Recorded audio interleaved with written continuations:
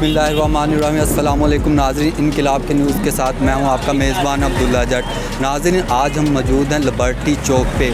यहाँ पे आप मेरे पीछे देख सकते हैं पुलिस की भारी नफरी तैनात है यहाँ पे हज़ारों की तादाद में, और अभी तक यहाँ पे पीटीआई का कोई कारकुन नहीं पहुँचा। ये इसीलिए खड़े हैं कि अगर यहाँ पे कोई प्रोटेस्ट होता है या कोई सरकारी अमलाक को नुकसान पहुँचाया जाता है तो ये लोग उसे रोकने के लिए खड़े हैं। और जैसा कि आप जानते हैं यहाँ पे ना सिर्फ पुलिस बल्कि यहाँ पर आर्मी के भी डाले थोड़े तैनात है, और अभी यहाँ से आईजी पंजाब साहब भी गुजर के गए हैं और उनके साथ भी पुलिस की काफ़ी भारी नफरी तैनात थी। नाज़रीन, ये आप देख रहे हैं ये आर्मी की गाड़ी है और यहाँ पर बहुत सारी पुलिस आर्मी रेंजर्स तैनात है लिबर्टी चौक।